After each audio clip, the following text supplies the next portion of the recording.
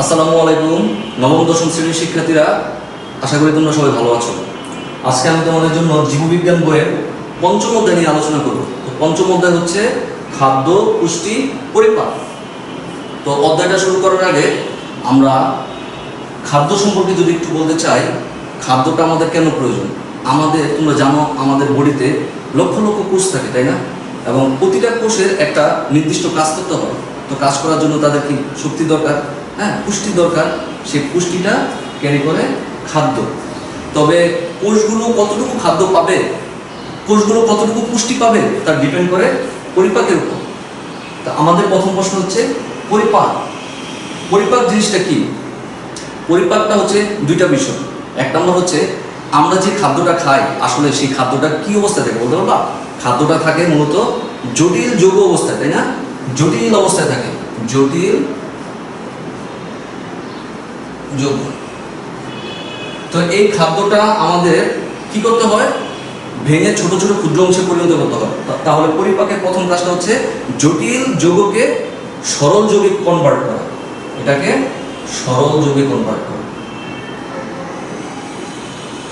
এটা হচ্ছে পরিপাকের প্রথম কাজ। এবং দ্বিতীয় কাজ কোনটা? এটাকে অ্যাবজর্পশন করা। অ্যাবজর্পশন মানে কি? শোষণ করা। এই হচ্ছে আমাদের পরিপাক। তার মানে পরিপাক বলতে আমরা কি বুঝি? যে প্রক্রিয়া খাদ্য দ্রব্য জটিল যৌগ হতে সরল যৌগে পরিণত হয় এবং আমাদের দেহের জন্য শোষণযোগ্য হয়। তার মানে কি? ব্লাডের সাথে মিশবে। ব্লাডের সাথে মিশলে কি পাবে? কোষগুলো শক্তি পাবে, এনার্জি পাবে, পুষ্টি পাবে। সেই প্রক্রিয়াটাই হচ্ছে পরিপাক। তো পরিপাকের ধাপ ধাপ বলতে এখন বোঝানো হচ্ছে যে এটা যে অ্যাবজর্পশন হবে, অ্যাবজর্পশন হওয়ার জন্য তার দুইটা প্রসেস অ্যাপ্লাই করতে হবে। তার প্রথম প্রসেসটা হচ্ছে যান্ত্রিক প্রক্রিয়া। যান্ত্রিক প্রক্রিয়া। এবং দুই নাম্বারটা হচ্ছে রাসায়নিক প্রক্রিয়া। আচ্ছা, যান্ত্রিক প্রক্রিয়া বলতে কি বোঝাই আমরা? যেমন আমাদের মুখের ভিতরে মুখ গহ্বরের ভিতর কি থাকে? দাঁত থাকে, তাই না? তো খাদ্য আসার সাথে সাথে আমরা কি করি? দাঁত দিয়ে চাবিয়ে ছোট ছোট ছোট ছোট অংশে কনভার্ট করি। এটাই হচ্ছে যান্ত্রিক প্রক্রিয়া, তাই না? আর রাসায়নিক প্রক্রিয়া কোনটা? বিভিন্ন কেমিক্যাল রিলিজ হবে ওই খাদ্যটাকে শোষণযোগ্য করে তোলার জন্য, সেটাই হচ্ছে রাসায়নিক প্রক্রিয়া। তো বিভিন্ন কেমিক্যাল বলতে আমরা হরমোনের নাম জানি, এনজাইমের নাম জানি, নাম শুনেছি, তাই না? তো হরমোন কোনগুলো? যেমন গ্লুকাগন, তাই না? এবং ইনসুলিন, এগুলো হচ্ছে হরমোন। এগুলো হচ্ছে কেমিক্যাল সাবস্টেন্সেস। তারপর হচ্ছে তোমরা আরো নাম শুনেছো, ট্রিপসিন, লাইপেজ, অ্যামাইলেজ, এগুলো হচ্ছে এনজাইম, তাই না? এই এনজাইমগুলো কি? রাসায়নিক প্রক্রিয়া। এগুলো কেন ব্যবহৃত হয়? এগুলো ব্যবহৃত হয় পরিপাক প্রক্রিয়াটাকে সম্পূর্ণ করার জন্য। তার মানে খাদ্যকে ভাঙে, একটা অংশ হচ্ছে খাদ্যকে ভাঙে, আর একটা অংশ হচ্ছে ওই খাদ্যকে শোষণযোগ্য করে ব্লাডের সাথে মেশাতে সাহায্য করে, যাতে কোষগুলো যথেষ্ট এনার্জি পায়। এই হচ্ছে পরিপাকের ধাপ। এখন পরিপাক তন্ত্র। তো আমি পরিপাক বলতে কি বুঝিয়েছিলাম বলতো? পরিপাক ছিল দুইটা, জটিল যৌগকে সরল যৌগে কনভার্ট করে এক নাম্বার, দুই নাম্বার হচ্ছে শোষণযোগ্য করে তোলে। যে তন্ত্রের মাধ্যমে এই দুইটা কাজ হয় সেই তন্ত্রটাকে বলা হয় পরিপাক তন্ত্র, তাই না?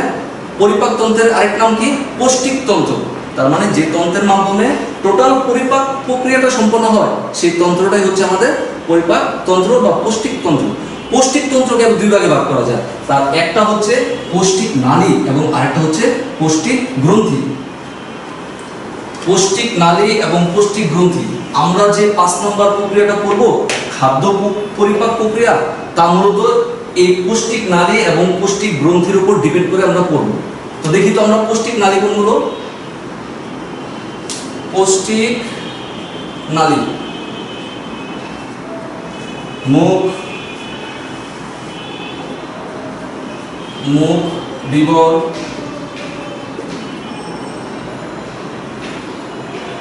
দাঁত,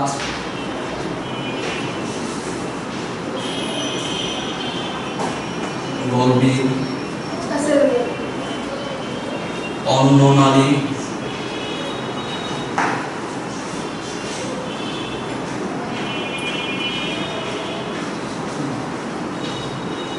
পাকস্থলী,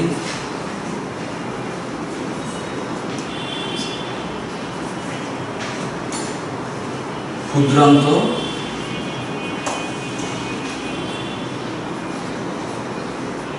বৃহদান্ত।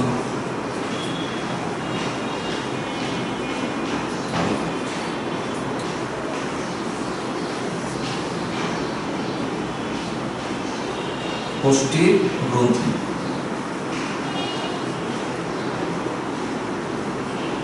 লালা গ্রন্থি, যকৃত, অগ্ন্যাশয়,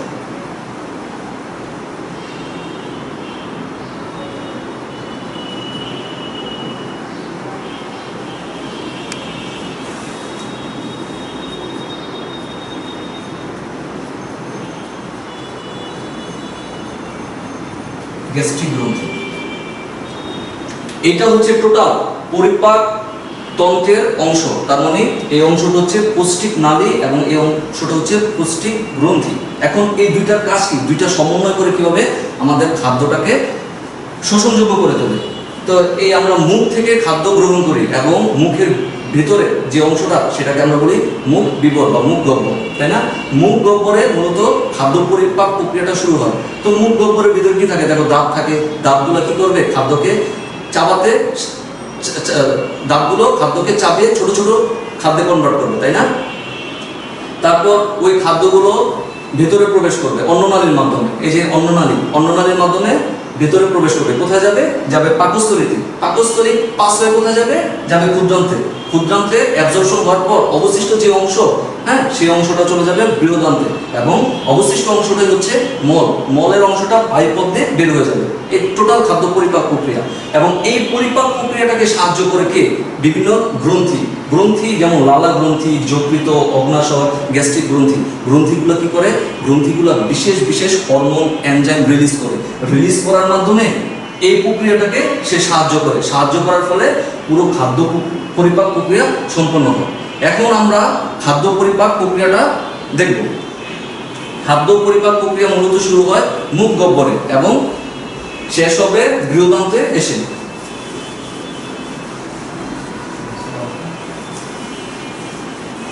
এখন আমরা পুরো পরিপাক তন্ত্রটা একটা চিত্রের মাধ্যমে বোঝার চেষ্টা করব। এই যে বোর্ডে একটা চিত্র তুলেছি, এই চিত্রের মাধ্যমে আমরা দেখব পরিপাক তন্ত্রের মাধ্যমে কিভাবে খাদ্য পরিপাক হয়। তো আমরা দেখতেছি মুখ থেকে শুরু হয়েছে এবং শেষ হয়েছে পায়ু। তার মানে পরিপাক তন্ত্রটা মুখ থেকে শুরু হয়ে পায়ু পর্যন্ত বিস্তৃত। তো মুখ বিবরের পরের অংশটাই হচ্ছে বড় একটা অংশ। দেখো এই বড় অংশটা হচ্ছে অন্ননালী। অন্ননালী কার সাথে যুক্ত আছে? এই যে অন্ননালীটা পাকস্থলীর সাথে সংযুক্ত এবং পাকস্থলীটা সংযুক্ত হচ্ছে ক্ষুদ্রান্তের সাথে। এই যে ভিতরে যে অংশটা দেখছো সেটা হচ্ছে ক্ষুদ্রান্ত এবং ক্ষুদ্রান্তের চারপাশে যে মোটা একটা অংশ সেটা হচ্ছে বৃহদান্ত এবং বৃহদান্তের শেষ প্রান্তটা হচ্ছে পায়ু। বৃহদান্তের সাথে দেখো ছোট্ট একটা অংশ যুক্ত আছে, সেটা হচ্ছে সিকাম।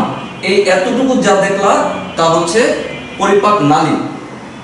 পরিপাক নালীর আশেপাশে দেখবা কিছু অর্গান থাকে, সেগুলো হচ্ছে পরিপাক তন্ত্র। কোনগুলো? এই যে দেখো এই যে অংশটা দেখছো এটা হচ্ছে লিভার মানে যকৃত। এটা হচ্ছে পরিপাক তন্ত্র। কেন পরিপাক তন্ত্র? কারণ এই অর্গানটা এমন কিছু কেমিক্যাল সিক্রেশন করে যার ফলে খাদ্যটা পরিপাক হতে সহায়তা করে। এই লিভারের পর লিভারের আবার আরেকটা অংশ আছে, দেখো যকৃত। যকৃতের সাথে একটা ছোট্ট একটা অংশ আছে, সেটাকে বলা হয় পিত্তাশয়। এই পিত্তাশয় থেকে পিত্তরস উৎপন্ন হয়। পিত্তরসটা কি তৈরি করে? পিত্তরসটা তৈরি করে মূলত লিভারটা তৈরি করার পর এটা চলে আসে পিত্তাশয়। এবং আমরা এই যে এই পাশে দেখছো ছোট্ট একটা অংশ দেখা যাচ্ছে, এটা আসলে পাতার মতো একটা অংশ, পুরো এতটুকু জায়গা জুড়ে বিস্তৃত। এটা হচ্ছে আমাদের অগ্ন্যাশয়। অগ্ন্যাশয়টাও হচ্ছে পরিপাক তন্ত্র। তো আমরা পুরো খাদ্য প্রক্রিয়াটা এই পৌষ্টিক তন্ত্রের মাধ্যমে ব্যাখ্যা করব। খাদ্য আমরা মুখের মাধ্যমে গ্রহণ করি, কিন্তু খাদ্যের পরিপাকটা শুরু হয় মূলত মুখ গহ্বর থেকে। তো চলো আমরা দেখি মুখ গহ্বরে কি হয়।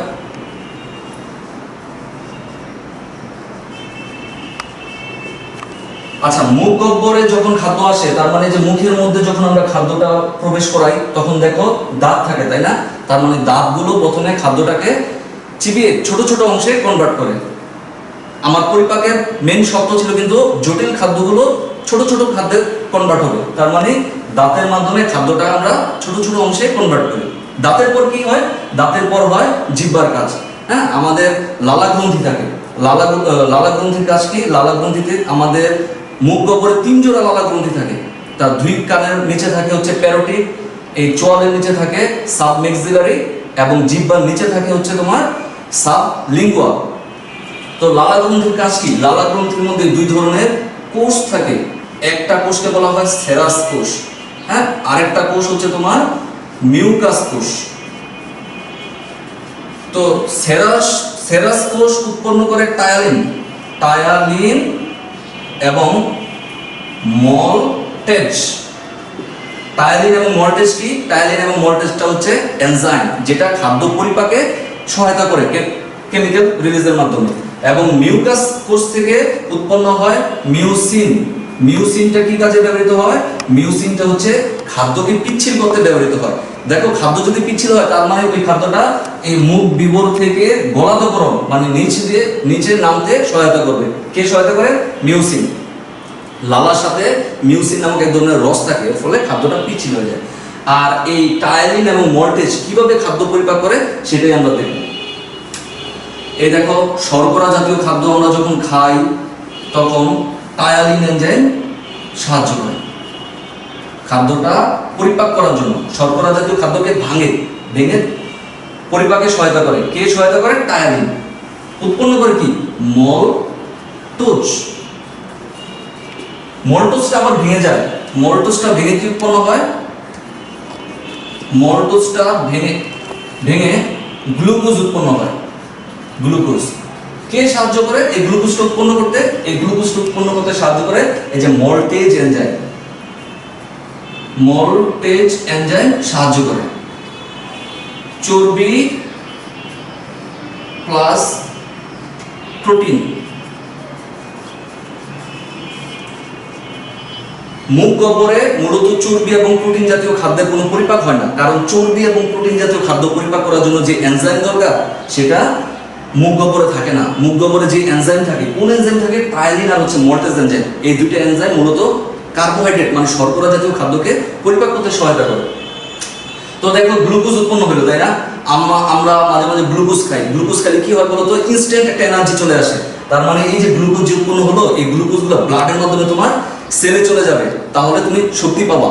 তার মানে খাদ্য পরিপাক হওয়ার পর তুমি শক্তি পাচ্ছ।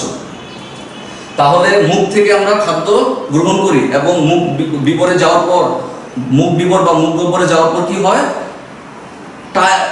মুখ বিবরে যাওয়ার পর হচ্ছে একটা লালা গ্রন্থি কি করে? এনজাইম ক্ষরণ করে। কোন ধরনের এনজাইম ক্ষরণ করে? Ptyalin maltase. এই এনজাইম ক্ষরণ করার ফলে কি হয়? খাদ্য, শর্করা জাতীয় খাদ্য ভেঙে গ্লুকোজে কনভার্ট হয়, যেগুলো আমাদের সেলে চলে যায়। এবং চর্বি বা প্রোটিন জাতীয় খাদ্যের কোনো পরিপাক এখানে হয় না। তাহলে ওগুলো কি হবে? অপরিপাক অবস্থায়, মানে ছোট হয়ে সেগুলা কোথায় যাবে জানো? এই যে অন্ননালীটা দেখতেছো, এই যে অন্ননালীর মাধ্যমে, তার মানে মুখ গহ্বর থেকে তারপর খাদ্য অন্ননালীর মাধ্যমে কোথায় আসবে? পাকস্থলিতে হবে। যে প্রক্রিয়ায় মুখ গহ্বর থেকে খাদ্য বস্তু অন্ননালীর মাধ্যমে পাকস্থলিতে চলে আসে তাকে বলা হয় পেরিস্টালসিস। তার মানে পেরিস্টালসিস হচ্ছে একটা প্রক্রিয়া, যে প্রক্রিয়ায় খাদ্যবস্তু এই মুখ গহ্বর থেকে এই বড় একটা নালীর মাধ্যমে, এটাকে বলা হয় অন্ননালী, ইসোফেগাস, এই নালীর মাধ্যমে চলে আসবে এই যে এইখানে পাকস্থলিতে।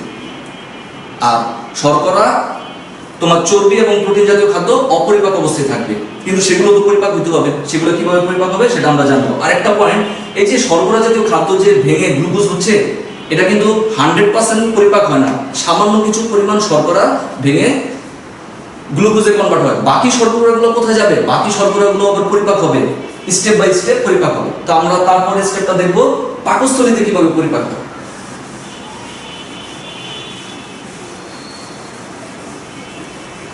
আচ্ছা,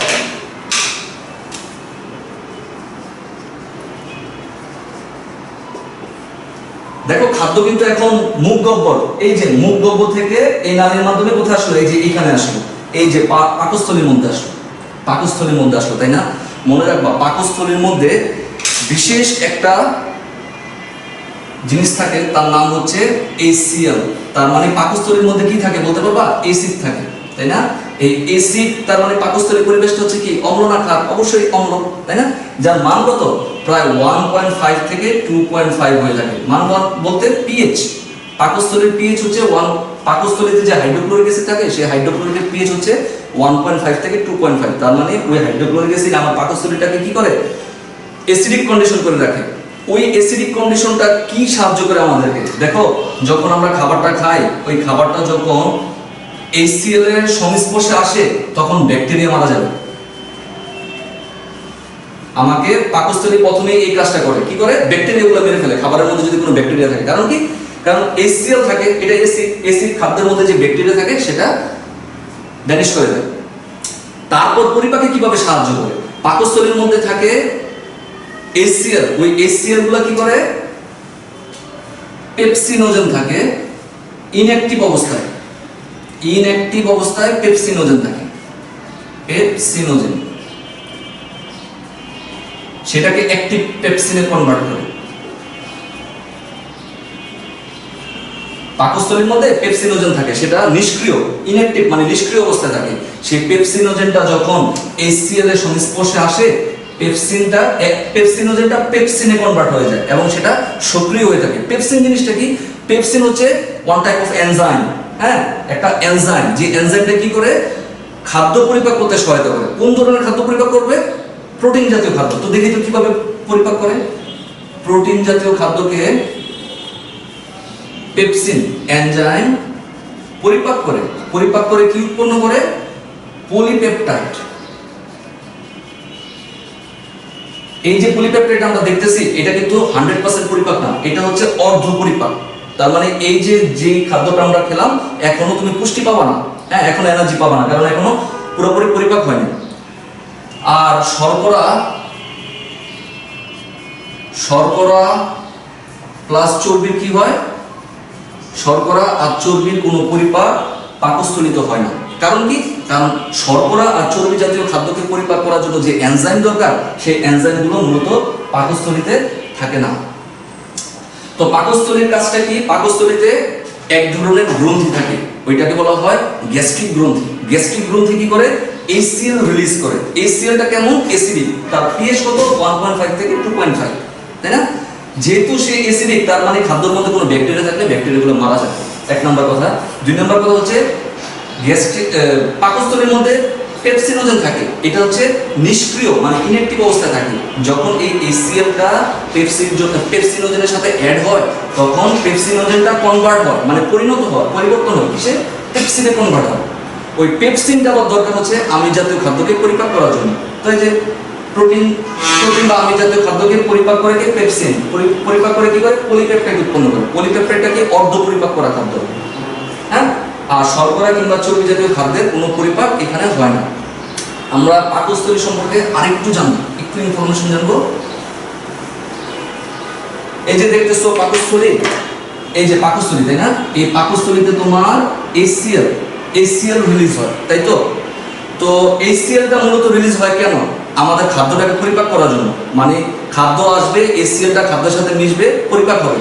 তো ধরো তোমার পাকস্থলীতে কোনো খাদ্য নেই, তার মানে তুমি 4-5 ঘন্টা বা 6-7 ঘন্টা তুমি খাচ্ছ না কোনো কিছু, হ্যাঁ, এভাবে তুমি নিয়মিত অভ্যাস করে যাচ্ছ।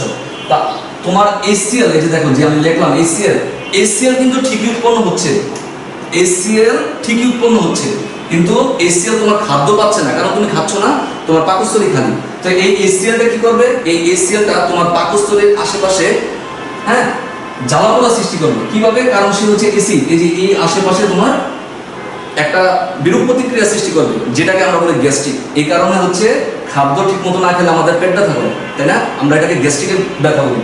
তাহলে এটা কোন ধরনের সমস্যা? আমার পাকস্থলীতে HCl উৎপন্ন হচ্ছে কিন্তু আমি খাচ্ছি না। HCl উৎপন্ন হচ্ছে আমার খাদ্য হজম করার জন্য, আর আমি খাচ্ছি না। এই জন্য আমার যে সমস্যা, ওই সমস্যাকে আমরা বলি গ্যাস্ট্রিকের সমস্যা। এবং এই সমস্যাটা যখন দীর্ঘমেয়াদী হয়, তখন দীর্ঘমেয়াদী মানে লং টাইম এই সমস্যা আমি ফেস করে যাচ্ছি, তখন কি করে? এই HCl গুলা এই পাকস্থলীর প্রাচীরকে পুড়িয়ে ফেলে, মানে ক্ষত সৃষ্টি করে। সেটাকে আমরা বলি আলসার, হ্যাঁ, যেটাকে বলা হয় পেপটিক আলসার। তাহলে পাকস্থলী তার নিয়ম অনুযায়ী HCl রিলিজ করবে এবং আমরাও খাদ্যাভ্যাসটা নিয়মিত করে যাব। তাহলে ওই খাদ্য HCl এর সাথে মিলে যাবে, হ্যাঁ, খাদ্য পরিপাক করার জন্য, যা আমাদের পাকস্থলীতে আর কোনো সমস্যা করবে না। পাকস্থলীর পর আমরা যাব অন্ননালীতে। অন্ননালী বলতে আমরা অন্ননালী না, দুঃখিত, পাকস্থলীর পর আমরা যাব ক্ষুদ্রান্তে।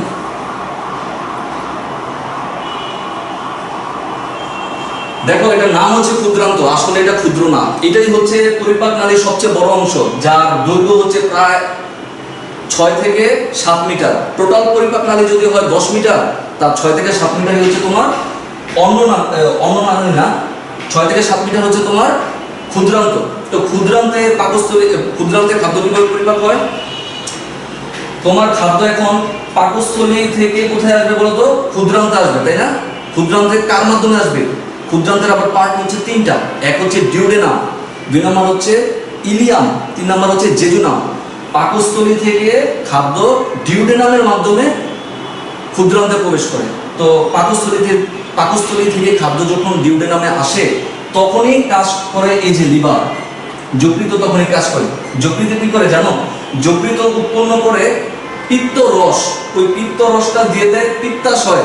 পিত্তাশয়ের সাথে এই যে দেখো, পিত্তাশয় একটা নালী থাকে, হ্যাঁ, এই নালীর সাথে ক্ষুদ্রান্তে সংযুক্ত থাকে।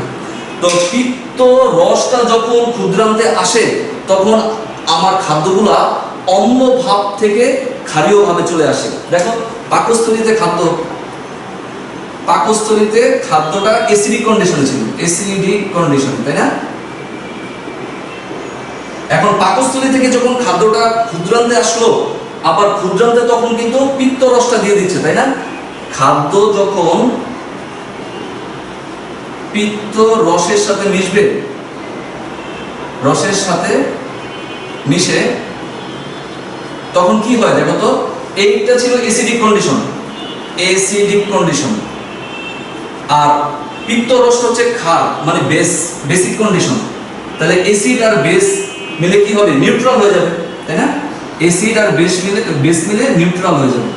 তার মানে খাদ্য এখন অ্যাসিডিক না, এখন সে প্রশমিত অবস্থায় আছে। কিন্তু খাদ্য পরিপাক করার জন্য আমি কি বলছিলাম? আমাদের ক্ষারীয় মাধ্যম দরকার। এখন আছে নিউট্রাল মাধ্যম। ক্ষারীয় মাধ্যমটা কিভাবে হবে?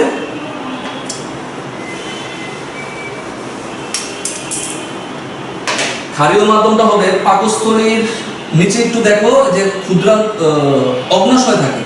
অগ্নাশয় 2 ধরনের রস নিঃসরণ করে। অগ্নাশয় রস, একটা হচ্ছে হরমোন, আর একটা হচ্ছে এনজাইম।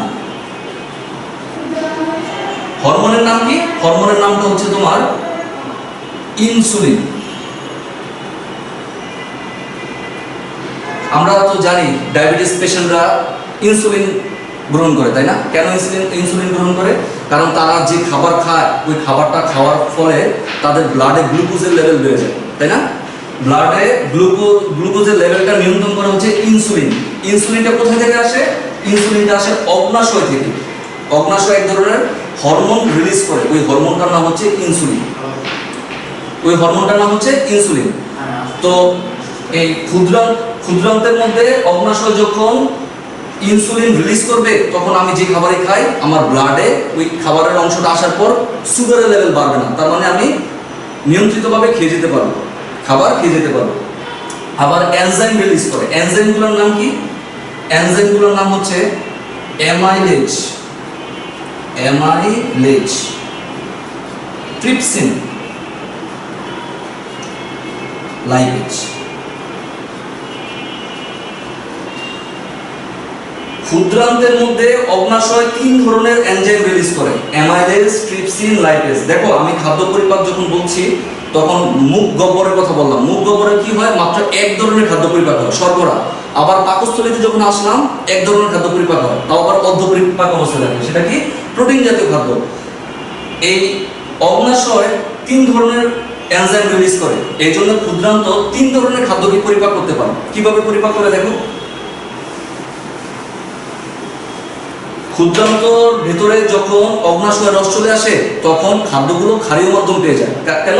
কারণ অগ্নাশয় রস হচ্ছে ক্ষার জাতীয়। তো শর্করা জাতীয় খাদ্য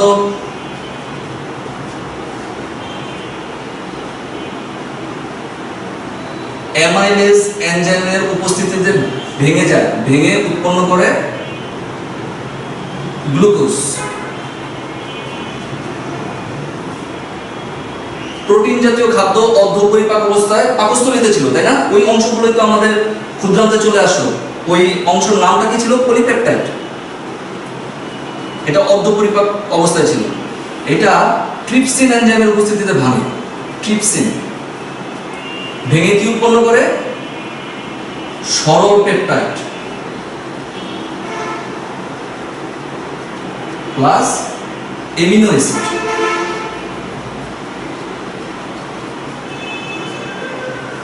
এবং চর্বি জাতীয় খাদ্যগুলো লাইপেজ এনজাইমের উপস্থিতিতে ভাঙে। লাইপেজ ভেঙে উৎপন্ন করবে কি? ফ্যাটি অ্যাসিড এবং গ্লিসারল।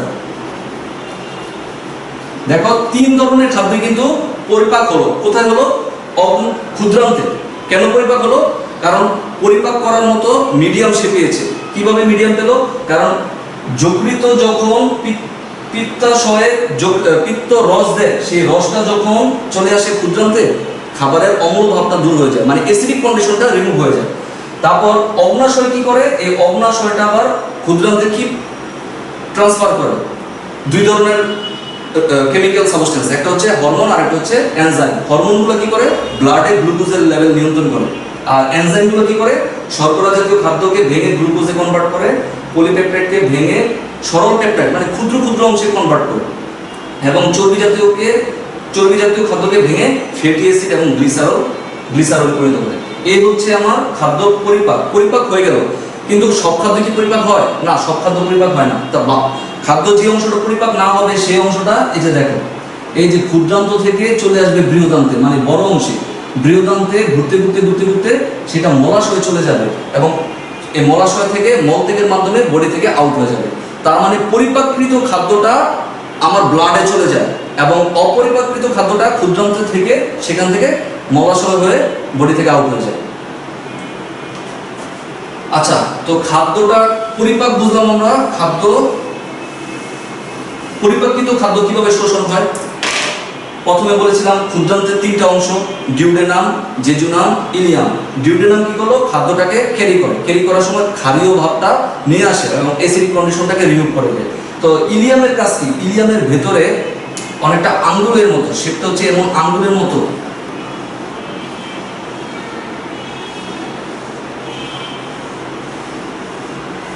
এমন দেখা যায়, ঠিক আছে? এগুলোর নাম হচ্ছে তোমার ভিলাই। বুঝতে পারছো? এই ভিলাইয়ের ভেতরে থাকে আবার রক্তনালী।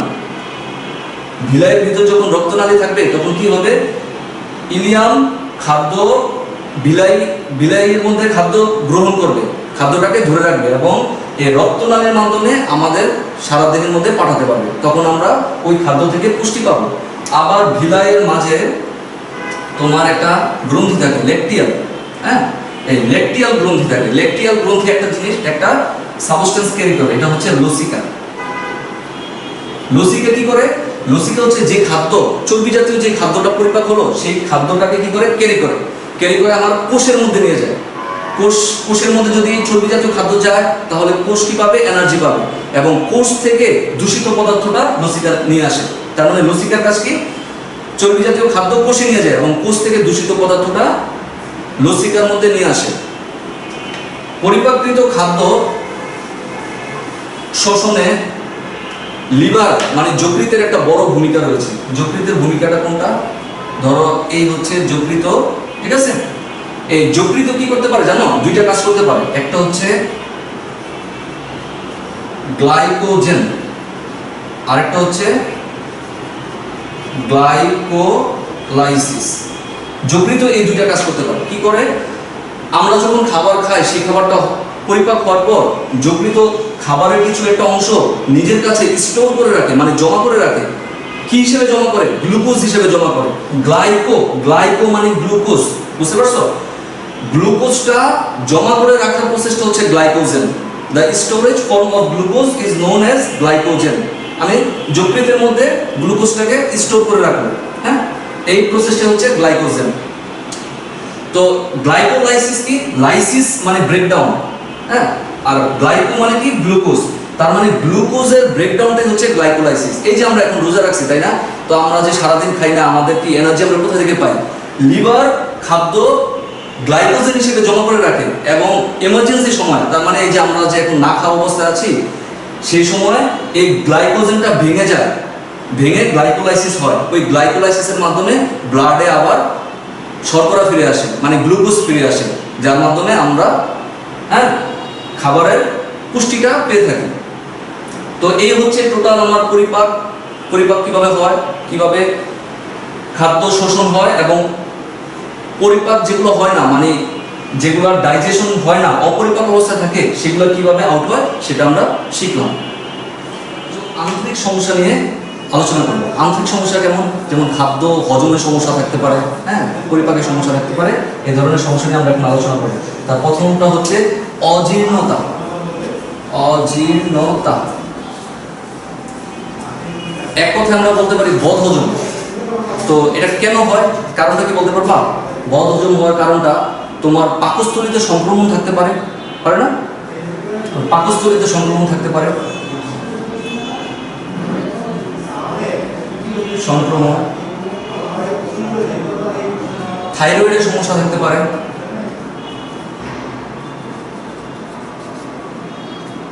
তারপর অগ্নাশয়ের সমস্যা থাকতে পারে এবং মানসিক বিষণ্ণতা থাকতে পারে। এই ধরনের কারণে বদহজম হতে পারে। মানসিক বিষণ্ণতা, অগ্নাশয়ের সমস্যা। অগ্নাশয়ে যদি সমস্যা থাকে, অগ্নাশয়ে যদি ডিসফাংশন থাকে, তাহলে তুমি দেখো ওই ধরনের এনজাইমগুলো রিলিজ হবে না। কোনগুলো? ট্রিপসিন, লাইপেজ, অ্যামাইলেজ খুব ভালোভাবে রিলিজ হবে না, কিংবা হরমোনও ভালোভাবে সিক্রেশন হবে না। তাহলে কি হবে? পরিপাকটা সুনিয়ন্ত্রিত হবে না। থাইরয়েডের সমস্যা থাকতে পারে এবং পাকস্থলীতে সংক্রমণ থাকতে পারে। পাকস্থলীতে ব্যাকটেরিয়া দ্বারা সংক্রমণ হতে পারে, যেমন হেলিকোব্যাক্টর পাইলোরি। আমরা হেলিকোব্যাক্টর পাইলোরি নামক একটা ব্যাকটেরিয়া আছে। এই ব্যাকটেরিয়া দ্বারা পাকস্থলী সংক্রমিত হতে পারে, এই কারণে বদহজম হতে পারে। তো বদহজম হওয়ার লক্ষণগুলো কি কি? পেট ব্যথা, প্রচণ্ড পেট ব্যথা, বমি বমি ভাব থাকে, টক ঢেকুর উঠে, যেটাকে আমরা গ্যাস্ট্রিক সমস্যা বলি, টক জাতীয় একটা ঢেকুর উঠে। তারপর ক্ষুধা মন্দা থাকে, পেট ফুলা থাকে, খাবারের অভ্যাস মানে তুমি না খেলেও পেট ভরা ভরা এই টাইপের মনে হয়। এই হচ্ছে অজীর্ণতার লক্ষণ। তো আমরা এটাকে প্রতিকার করতে পারি কিভাবে? খাবারের সময় খাবারটা ভালোভাবে চিবিয়ে খাবো। যতটুকু আমি খাই, বেশি পরিমাণে খাওয়ার দরকার নেই। যতটুকু আমরা খাবো, খাবারটা ভালোভাবে চিবিয়ে খাবো। ভালোভাবে চিবিয়ে খেলে কি হবে? খাবারটা পরিপাকটা যথেষ্টভাবে হবে, তাহলে হজমটা ভালো হবে, বদহজমের সমস্যা দূর হবে। ধূমপানের অভ্যাস থাকলে ধূমপানের অভ্যাসটা আমরা ত্যাগ করব। তারপর খাদ্যাভ্যাসটাকে রুটিন টেবিলে খাবো, রুটিন মাফিক খাবো, টাইম অনুযায়ী খাবো, যাতে খাবারটা ভালো মতো হজম হয়। এই হচ্ছে অজীর্ণতা দূর করার উপায়। তারপর আমরা জানবো আমাশয়। আমাশয় কোন ধরনের সমস্যা? তোমার অণুজীব মানে জীবাণু দ্বারা আক্রমণ হইতে পারে। পাকস্থলী কিংবা অগ্নাশয়টা জীবাণু দ্বারা আক্রমণ হইতে পারে। কোন ধরনের জীবাণু? ব্যাকটেরিয়া দ্বারা আক্রান্ত হইতে পারে, অথবা প্রোটোজোয়া দ্বারা আক্রমণ হইতে পারে। প্রোটোজোয়া যখন পরিপাকতন্ত্রটা ব্যাকটেরিয়া কিংবা প্রোটোজোয়া দ্বারা আক্রান্ত হয়, তখন আমাশয় হইতে পারে। আমাশয় হওয়ার লক্ষণগুলো কি? পেটে প্রচন্ড ব্যথা থাকে, তাই না? মলের সাথে রক্ত বের হয়, মলের সাথে শ্লেষ্মা বের হয়, ঘন ঘন মলত্যাগ হয়। তবে অনেকে আমাশয়ের সাথে ডায়রিয়ার মিল করে ফেলে। আসলে দুইটা আলাদা। আমাশয় আর ডায়রিয়া দুইটাই, আমাশয় এবং ডায়রিয়ার মল থেকে দুইটা একই রকম, কিন্তু আমাশয়ের সাথে ব্লাড যায় আর ডায়রিয়ার সাথে ব্লাড যাবে না। তো আমাশয়টাকে দূর করার জন্য আমরা কি করতে পারি?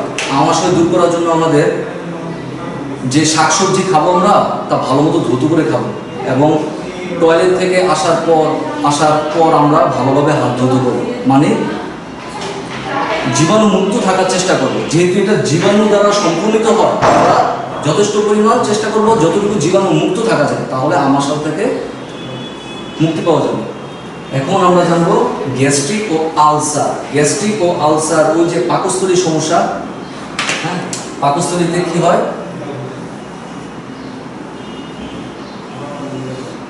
পাকস্থলী ধরো এই যে পাকস্থলীতে HCl রিলিজ হবে। তুমি যদি নিয়মিত খাও, হ্যাঁ, খাবার অভ্যাসটা যদি তোমার নিয়মিত হয়, তাহলে এই HClটা তোমার কোনো ক্ষতি করবে না, তাই না?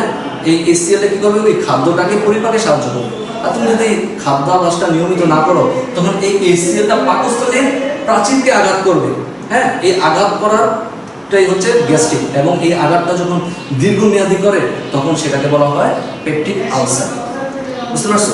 তো পেপটিক আলসার হওয়ার কারণ কি, গ্যাস্ট্রিক হওয়ার কারণ কি, সেটা হচ্ছে অনিয়মিত খাদ্যাভ্যাস, ভাজা পোড়া খাওয়া, অতিরিক্ত মশলাযুক্ত খাবার খাওয়া, এগুলা করলে কি হয়, গ্যাস্ট্রিক কিংবা আলসার জাতীয় সমস্যা হতে পারে। এবং এই সমস্যাটা আমরা দূর করতে পারি কিভাবে? হ্যাঁ, এই সমস্যা দূর করতে পারবো নিয়মিতভাবে খাবো, হ্যাঁ, দুধ, পনির, মাখন এগুলো বেশি করে খাবো, এবং আমরা ব্লাড টেস্ট করে দেখবো আমাদের এই জীবাণুটা আছে কিনা, হেলিকোব্যাক্টর পাইলোরি। যদি এই হেলিকোব্যাক্টর পাইলোরি থাকে, তাহলে অবশ্যই ডাক্তারের পরামর্শ অনুযায়ী ওষুধ খেতে হবে, তা না হলে এই রোগটা যাবে না। তো তোমার মাথায় এখন একটা প্রশ্ন জাগতে পারে, হেলিকোব্যাক্টর পাইলোরি এটা কিভাবে আঘাত করবে, আক্রমণ করবে পাকস্থলীতে? পাকস্থলীতে তো HCl থাকে, হ্যাঁ, পাকস্থলীতে তো HCl থাকে, HCl তো জীবাণুকে মেরে ফেলে, তাহলে আবার হেলিকোব্যাক্টর পাইলোরি পাকস্থলীর ভিতরে কিভাবে থাকবে? একটা প্রশ্ন জাগে না? থাকতে পারে, কারণ হেলিকোব্যাক্টর পাইলোরি হচ্ছে অ্যাসিড সেনসিটিভ ব্যাকটেরিয়া, মানে ও অ্যাসিডের সাথে মিশে থাকতে পারে, ওর কোনো সমস্যা হয় না, অ্যাসিডকে সে সেনসিটিভ করে ফেলছে। তো এটা আবার একটা পরীক্ষা আছে, বিজ্ঞানী মার্শাল, হ্যাঁ, প্রমাণ করে দিয়ে গেছেন যে আসলে হেলিকোব্যাক্টর পাইলোরির কারণে পাকস্থলী সংক্রমিত হতে পারে এবং আলসার হতে পারে। তিনি কি করলেন, তিনি একটা সলিউশন, একটা দ্রবণ তৈরি করলেন। ওই দ্রবণ কিভাবে তৈরি করলেন? পানির সাথে হেলিকোব্যাক্টর পাইলোরি দ্বারা একটা দ্রবণ তৈরি করলেন, এবং ওই দ্রবণটা তিনি খেলেন। তিনি নিজে প্রমাণ করতে চাইলেন যে হেলিকোব্যাক্টর পাইলোরি আসলে পাকস্থলীকে আক্রমণ করে। এটা প্রমাণ করার জন্য তিনি ওই হেলিকোব্যাক্টর দ্রবণ খেলেন। খাওয়ার পর তিনি সত্যি হেলিকোব্যাক্টর দ্বারা পেপটিক আলসারে আক্রান্ত হয়েছিলেন। তাহলে আমরা পাকস্থলীতে গ্যাস্ট্রিক ও আলসার জাতীয় সমস্যা বুঝলাম। এবার কোষ্ঠকাঠিন্য ও ডায়রিয়া, এই দুইটা আমরা একসাথে আলোচনা করব। কোষ্ঠকাঠিন্য ও ডায়রিয়া দুইটাই সমস্যা হচ্ছে মানুষের, বলবো আমি যে মলের সমস্যা, মানে পায়খানার সমস্যা। কি ধরনের সমস্যা? কোষ্ঠকাঠিন্য, তার মানে যাদের স্টুলটা হচ্ছে হার্ড, এবং 2-3 দিন যাবত, হ্যাঁ, স্টুল ট্র্যাকটা অনিয়মিত হয়ে যায়, তখন সেই কন্ডিশনটাকে বলা হয় কোষ্ঠকাঠিন্য। এবং স্টুলটা যখন ঘন হয়, ফ্রিকুয়েন্টলি হয়, তখন সেই কন্ডিশনটাকে আমরা বলবো ডায়রিয়া। কোষ্ঠকাঠিন্য কেন হয়? আমাদের খাদ্যাভ্যাসের কারণে কোষ্ঠকাঠিন্য হয়। যেমন আমরা যদি রাফেজযুক্ত খাবার কম খাই, তাহলে কোষ্ঠকাঠিন্য হওয়ার চান্স থাকে। রাফেজ, ফাইবার জাতীয় খাবার যদি আমরা কম খাই, শাকসবজি যদি আমরা কম খাই, আমাদের কোষ্ঠকাঠিন্য হওয়ার চান্স থাকে। হ্যাঁ, তারপর আর কি, ফলমূল যদি আমরা কম খাই, কোষ্ঠকাঠিন্য হতে পারে। এবং যখন আমাদের স্টুলে বেগ দেয়, হ্যাঁ, ওই বেগটাকে যদি আমরা ধরে রাখি, মানে মলত্যাগ অভ্যাস যদি আমরা না করি, স্টুলে বেগ দিয়েছে, আমরা মলত্যাগ করছি না, চেপে রাখছি, তখন আমাদের কোষ্ঠকাঠিন্য হওয়ার চান্স থাকে। এবং এই কোষ্ঠকাঠিন্যগুলো কোলন ক্যান্সার তৈরি করে। তাহলে কোষ্ঠকাঠিন্য দূর করতে হবে, তা না হলে কোলনে ক্যান্সার পর্যন্ত হতে পারে। আর ডায়রিয়া কি? ডায়রিয়ার লক্ষণগুলো হচ্ছে রোগী মলত্যাগ করে উইক হয়ে যায়, তাই না, ফ্যাকাশে হয়ে যায় চেহারা, তাই তো। তারপর হচ্ছে ডায়রিয়ার আমরা রিমুভ করবো কিভাবে? স্যালাইন খাবিয়ে রোগীকে, যেমন স্যালাইনের মধ্যে থাকবে সোডিয়াম ক্লোরাইড, পটাশিয়াম ক্লোরাইড, তার মানে আয়ন চলে যাবে। হ্যাঁ, রোগী বারবার ফ্রিকুয়েন্ট স্টুল ত্যাগের করার কারণে তিনি তার দেহের আয়নগুলো কমে যাচ্ছে। আমরা যখন স্যালাইন খাবো, তখন তার আয়নগুলো ভারসাম্য রক্ষা পাবে। অ্যাপেন্ডিসাইটিস, এই জিনিসটা জানতে হবে। অ্যাপেন্ডিসাইটিস হচ্ছে বৃহদান্তের একটা প্রদাহ। বৃহদান্তের তিনটা অংশ, একটা হচ্ছে সিকাম, একটা হচ্ছে কোলন, আর একটা হচ্ছে মলাশয়। বৃহদান্ত হচ্ছে এই তিনটা পার্ট। তো এই পার্টের মধ্যে ছোট্ট একটা অর্গান থাকে, ছোট্ট এইরকম একটা অর্গান থাকে। এই অর্গানটাকে বলা হয় অ্যাপেন্ডিক্স। যখন এই অর্গানটা কোনো জীবাণু দ্বারা আক্রমণ হয় বা কোনো প্রদাহজনিত কারণে আক্রমণ হয়, তখন তাকে বলা হয় অ্যাপেন্ডিসাইটিস। মেডিকেলের ভাষায় টিস, টিস শব্দের অর্থ হচ্ছে প্রদাহ। কার প্রদাহ এখানে দেখো তো, এখানে কার প্রদাহ? অ্যাপেন্ডিক্সের প্রদাহটা হচ্ছে অ্যাপেন্ডিসাইটিস, তাই না? এখন অ্যাপেন্ডিসাইটিসটা কেন হয় সেটা শুনুন। খাদ্য পরিপাক হওয়ার সময় কি ছিল বলতো? খাদ্যদ্রব্যগুলা ক্ষুদ্রান্ত থেকে ঘুরতে ঘুরতে ঘুরতে ঘুরতে কোনো এক সময় বৃহদান্তে আসবে। বৃহদান্ত এসে যদি কোনো কারণে এই সিকামের ভিতরে প্রবেশ করে যায়, মানে খাদ্যটা যদি সিকামের ভিতরে প্রবেশ করে, তাহলে অ্যাপেন্ডিসাইটিস চ্যাপ্টারের কিছু ম্যাথ শিখবো। এই চ্যাপ্টারে দুইটা ম্যাথ শিখবো, একটা হচ্ছে বিএমআই এবং আরেকটা হচ্ছে বিএমআর। বিএমআই কোনটা? ওজন ভাগ উচ্চতা স্কোয়ার। আর বিএমআই নারী আর পুরুষে কোনো পার্থক্য নাই, সবার জন্য সেম। আর বিএমআরটা হচ্ছে নারীদের জন্য এক সূত্র এবং পুরুষদের জন্য আরেক সূত্র। তো আমি প্রথমে বিএমআই এর অঙ্কটা করব। যেমন এখানে একটা প্রশ্ন দেওয়া আছে, রহিমের বয়স 25 বছর, তার উচ্চতা 165 সেন্টিমিটার এবং ওজন 60 কেজি। তো প্রথম প্রশ্নটা হচ্ছে তার বিএমআই কত, তার খাদ্যাভ্যাস কেমন হওয়া উচিত। এই দুইটা প্রশ্ন আমি এখন সলভ করব। তো বিএমআই এর ক্ষেত্রে এই বয়সটা কোনো ফ্যাক্টর না। বিএমআই এর ক্ষেত্রে শুধু লাগে এই যে ওজন আর হচ্ছে উচ্চতা, তবে উচ্চতাটাকে মিটারে নিতে হয়। হ্যাঁ, আমরা অঙ্কটা করি। সমাধান হচ্ছে ওজন 60 কিলো, উচ্চতা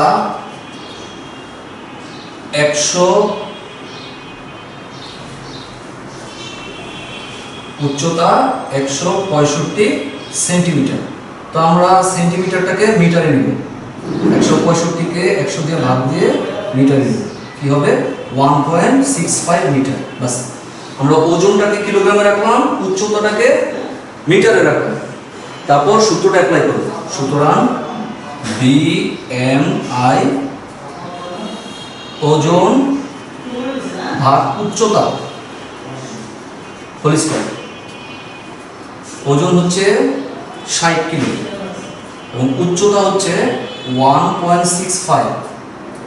60কে 1.65 হোল স্কয়ার, 60কে 1.65 হোল স্কয়ার দ্বারা ভাগ করলে আমরা পাবো 22। এই 22 হচ্ছে ব্যক্তির বিএমআই। তো এই মান থেকে আবার আমরা কিছু শিখবো। মান থেকে কি শিখবো? বিএমআই মান যখন 18 নিচে চলে যাবে, 18 এর নিচে, তখন বুঝতে হবে ব্যক্তির বডি ফিটনেস ঠিক নাই। তার মানে তার খাদ্যাভ্যাস চেঞ্জ করতে হবে, তাকে আরো বেশি খেতে হবে। হ্যাঁ, আরো বেশি খেলে তার বডি ফিটনেস চলে আসবে। যখন বিএমআই এর মান 18 নিচে হয়, যখন দেখবো বিএমআই এর মান 18 থেকে 24-এর মতো, তখন ওই ব্যক্তি যে পরিমাণ খাদ্য গ্রহণ করে এবং তার নিয়মিত খাদ্যাভ্যাসটা পারফেক্ট, তার বডির ফিটনেসটা পারফেক্ট। যেমন এখানে 22, তার মানে রহিমের বডির ফিটনেস ঠিক আছে। বিএমআই এর মান যখন 25 থেকে 30-এর মধ্যে চলে যাবে, এটা 24 পর্যন্ত সুস্বাস্থ্যের মান, কিন্তু 25 থেকে যখন 30-এর মধ্যে চলে যাবে, তার মানে আমাকে বুঝে নিতে হবে তার ওজন বেড়ে যাচ্ছে। তো ওজন বেড়ে গেলে কি করতে হবে? তাকে এক্সারসাইজ করতে হবে, ওজন কমাতে হবে। হ্যাঁ, আর 30-এর উপর যখন চলে যাবে, তার মানে তার ব্যক্তি মোটা হওয়ার পর্যায়ে চলে গেছে। তার অবশ্যই তাকে প্রচুর পরিমাণে এক্সারসাইজ করতে হবে, খাদ্যাভ্যাস চেঞ্জ করতে হবে, খাবারের পরিমাণ কমাতে হবে। হ্যাঁ, আর যখন বিএমআই মানটা 40-এর কাছাকাছি চলে যাবে, 40 বা 40-এর উপরে চলে যাবে, তাহলে বুঝতে হবে তার মৃত্যু ঝুঁকি আছে। তার অবশ্যই প্রচুর পরিমাণে এক্সারসাইজ করতে হবে, খাদ্য একেবারে পরিমাণ মতো খেতে হবে। এই হচ্ছে আমার বিএমআই সম্পর্কে অঙ্ক। বিএমআই থাকলে আমরা কি করব? বয়সটা কোনো ফ্যাক্টর না, ওজন আর উচ্চতাকে আমি সিলেক্ট করব। ওজনকে কিলোগ্রামে রাখবো, উচ্চতাকে মিটারে রাখবো, মিটারটাকে হোল স্কয়ার করব, দুইটা ভাগ করে দেখব কত আসে। তারপর আমি জাস্টিফাই করব। তোমাদের বই দেখবে একটা বক্স আছে, বক্সের মধ্যে জাস্টিফিকেশনগুলো লেখা আছে, এগুলো পড়ো। এখন আমি বিএমআর অঙ্ক করব। বিএমআর এর অঙ্কটাও আমি এটা দিয়ে করব। বিএমআর এর নম্বরটা আমি এই প্রশ্নটাই, যেমন তার বিএমআর কত, সেম কোশ্চেনে আমি বিএমআর করব, কিন্তু এইখানে কোশ্চেনটা চেঞ্জ হবে। এখানে কোশ্চেনটা চেঞ্জ হবে কেমন, তোমার বক্সে যে বা কতগুলো জাস্টিফিকেশন আছে, হ্যাঁ, একটা বক্সের মধ্যে কোন কন্ডিশনে কি খাবার খাওয়া উচিত, খাদ্যাভ্যাসটা কেমন হওয়া উচিত, সেই জিনিসগুলো তুমি মুখস্থ করবা। যেমন আমি তোমাকে কন্ডিশন দিয়ে দিলাম, প্রচুর পরিশ্রমী,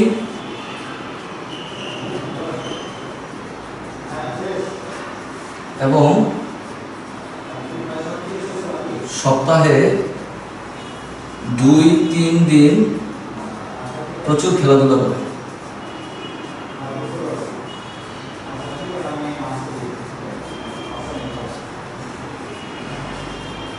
এই যে একটা কন্ডিশন আমি দিয়ে দিই, তার বিএমআর কত, এই কোশ্চেন অনুযায়ী তার বিএমআরটা আমি বের করব, এবং একটা কন্ডিশন আমি দিয়ে দিলাম প্রচুর পরিশ্রমী, রহিম প্রচুর পরিশ্রমী এবং সে সপ্তাহে 2-3 দিন প্রচুর খেলাধুলা করে। তখন তার খাদ্যাভ্যাসটা কেমন হওয়া উচিত, মানে তার দৈনিক কি পরিমাণ খাদ্য গ্রহণ করা উচিত সেটা আমরা জানবো। তো এই যে রহিম, প্রথম কন্ডিশনটা কি, রহিম পুরুষ, তার মানে আমি পুরুষের সূত্রে অ্যাপ্লাই করব, হ্যাঁ, বিএমআর পুরুষ এবং নারীর ক্ষেত্রে আলাদা, তো আমি প্রথমে পুরুষের সূত্রে অ্যাপ্লাই করব। আমরা জানি, অথবা আমরা ডাইরেক্ট করলাম বিএমআর 66 13.7 প্লাস ওজন, ওজনটাকে এই যে দেখো ওজনটাকে আমি কি করবো, কিলোগ্রামে রাখবো। এখানে ওজন কত, 60 কেজি, তাহলে 60, তারপর হচ্ছে প্লাস 5 ইন্টু উচ্চতাটাকে আমি সেন্টিমিটার রাখবো, এখানে সেন্টিমিটার দেওয়াই আছে 165 মাইনাস 6.8 গুণ বয়স, বিএমআর এর বয়স লাগে, হ্যাঁ, বয়সের মান অ্যাপ্লাই করতে হবে, বয়স হচ্ছে 25। তো এই মানটা যখন আমি বসালাম তখন আমি দেখব যে মান আসছে 1543। রহিমের বয়স 15 বছর, তার উচ্চতা দেওয়া আছে এবং তার ওজন দেওয়া আছে। ওই কন্ডিশনে তার বিএমআর 1543, তার মানে তার দৈনিক 1543 ক্যালোরি খাদ্য খাওয়া উচিত। তার এই কন্ডিশন দৈনিক 1543 ক্যালোরি খাদ্য খাওয়া উচিত, কিন্তু আমি কন্ডিশন এবং আরেকটা বাড়াই দিয়েছি। কন্ডিশনটা কি, প্রচুর পরিশ্রমী, এখন তাকে প্রচুর পরিশ্রম করতে হবে এবং সে যদি 2-3 দিন, সপ্তাহে 2-3 দিন প্রচুর খেলাধুলা করে, তখন তার খাদ্যাভ্যাস কেমন হওয়া উচিত, হ্যাঁ, তখন 1543 গুণ 1.55 ক্যালোরি। এই মানটা কোথা থেকে পেলাম, এটা হচ্ছে বিএমআর এর মান, তাই না, বিএমআর। আর এই মানটা কোথা থেকে পেলাম, এটা বইয়ের কন্ডিশনে দেওয়া আছে, দেখলাম বক্সে থাকবে, বক্সের মধ্যে কতগুলো কন্ডিশন আছে, কন্ডিশনের সাথে মান দেওয়া আছে, যেমন প্রচুর পরিশ্রমী এবং সপ্তাহে 2-3 দিন প্রচুর খেলাধুলা করলে বিএমআর কে 1.55 দ্বারা গুণ করতে হবে। তো গুণ করে আমি পেলাম 2397.65 ক্যালোরি।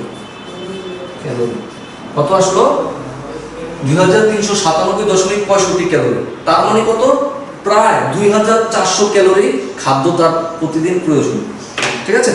সে যদি প্রচুর পরিশ্রম করে এবং সপ্তাহে 2-3 দিন প্রচুর খেলাধুলা করে, তাহলে আমি 1.55 দিয়ে গুণ করলাম, গুণ করার পর যে মানটা আসলো, সে যদি ওই পরিমাণ খাদ্য প্রতিদিন গ্রহণ করে তাহলে তার বডির ফিটনেসের কোনো সমস্যা হবে না, তার দৈহিক গঠনটা যেমন আছে তেমনই থাকবে, হ্যাঁ, তার দৈহিক কাঠামোর কোনো ক্ষতি হবে না। এই হচ্ছে আমাদের খাদ্য, পুষ্টি ও পরিপাক চ্যাপ্টার সম্পর্কিত আলোচনা। তোমরা এই পয়েন্টগুলো আলোকে বাসায় খুব ভালো করে পড়বা। সবাইকে ধন্যবাদ।